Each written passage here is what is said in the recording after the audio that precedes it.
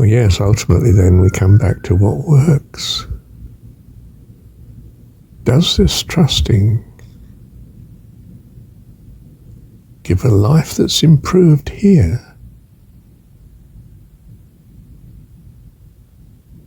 Or does it result in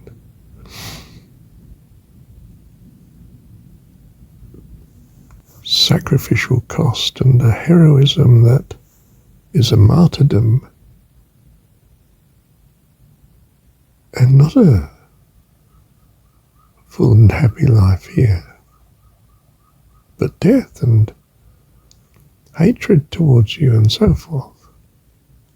Because if it does bring that, then it won't be followed. We'd rather follow an obedient life of obedience to the state God than to some extremely costly story. Religion, accordingly, that brings a great deal of trouble and unhappiness here and now. That's not going to appeal to the narrow conviction of self that a self-interested, selfish person, child, if you like, might have. Are all children selfish and self-interested? Well, no, but they are preoccupied with the pain and suffering and the wants that they have, which are quite narrowly conceived.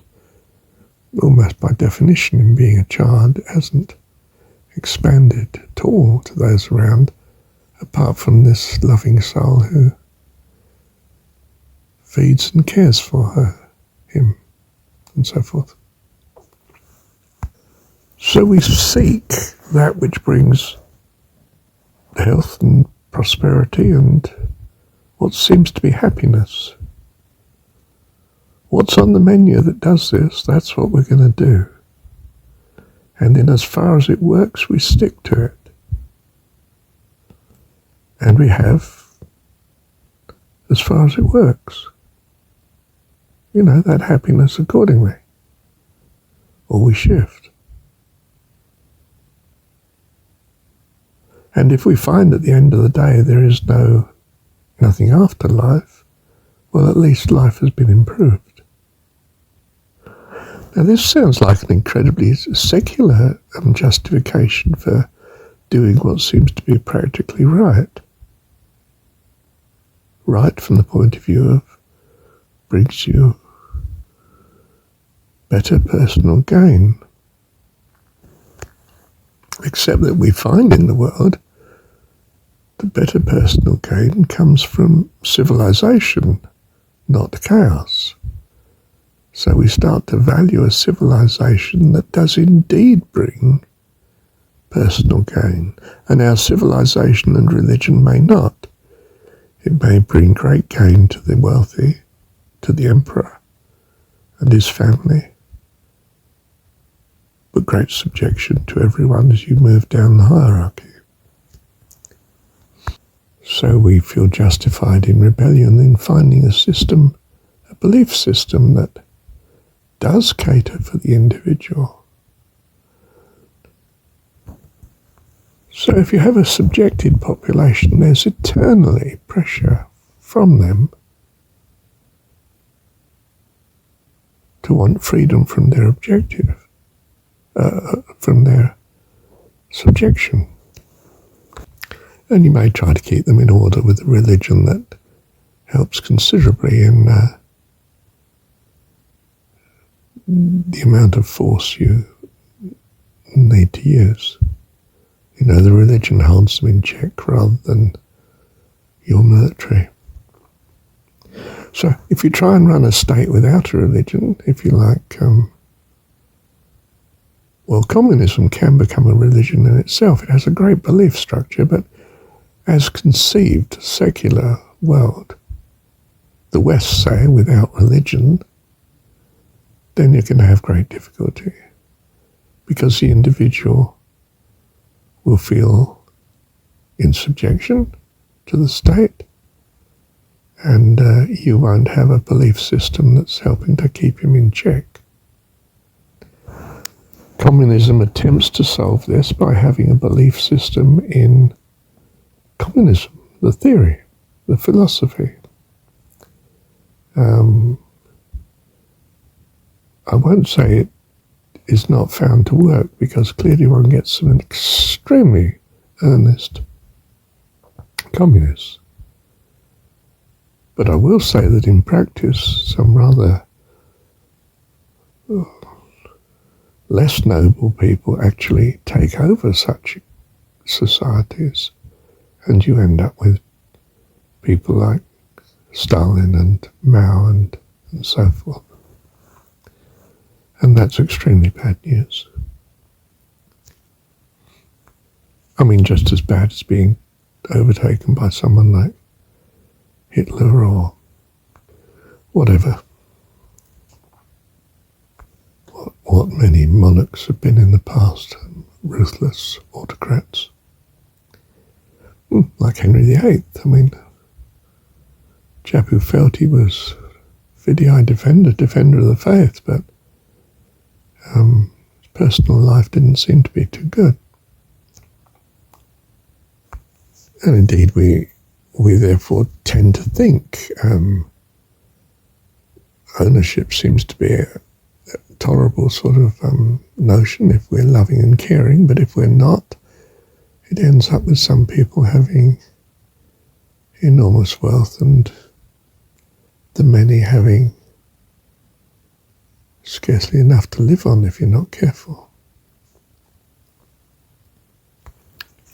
Well, we haven't got it right yet, that's all you can say. Does the Jesus story get it right? Well, a bit like pure communism, it never seems to have been fully practiced on Earth. It always gets hijacked by something rather less desirable. Does the individual find it's a blessing in the short run? In other words, in their life here?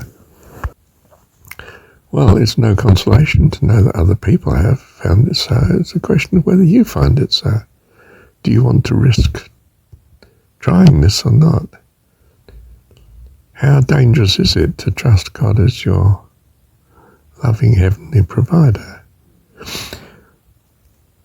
I could look at my own life and say, well, I was secular to 25. How did I get on? Wasn't very happy. Have I been happy since? Bit of a mix. Is this because you've not been following the story too closely?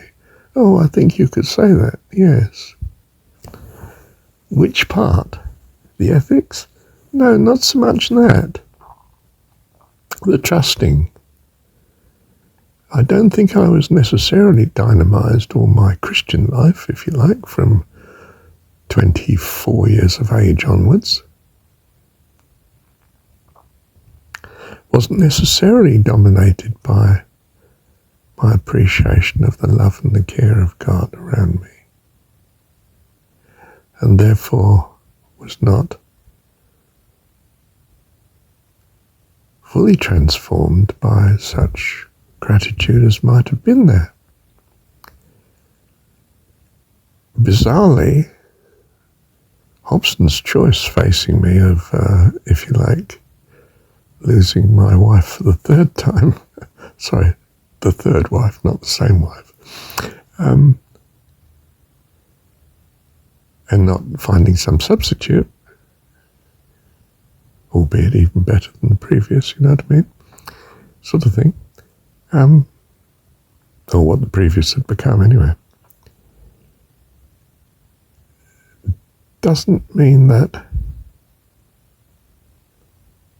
well, Hobson's choice situation was, I better try being much more earnestly the Jesus story. And I think the Jesus story is that he's a loving dad, not that he's the God of the judgment of all mankind. My notion of love does not quite mean that sort of judgment at all. But a loving, helpful, kind dad, yes, right, Jesus story. Okay, live it to the full, see how you get on. And living it more to the full, I won't say 100%, of course, I'm not perfect in my following, as you probably realise by now, has meant, or has been paralleled by great increase in happiness, hope, joy, peace, meaning to life. A strange prosperity. You could say I've not materially been this poor before, but in many ways I've not been this comfortable before, and happy, and fullness of life. So I'm running with it. I mean, it's very pragmatic, really, isn't it? You'd think this would appeal to the secular person. Does it work? Try it, see. If it does, who cares about the proof? It works. Or at least it works in what, in my narrow way, I'm finding important now. Namely, to have a meaning to life, to be loving, to be creative, to be kind, to be hopeful, to be at peace, to be full of joy, full of assurance, faith, hope. It's the way to go. Is that proved? Well, it's demonstrated the way that seems to be best to continue. So I do. And I certainly do think that if you do the same, you'll get the same rewards. I don't know for sure, but I certainly think that'll be the case.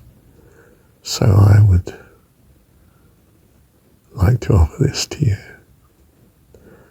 Wherefore are we sent?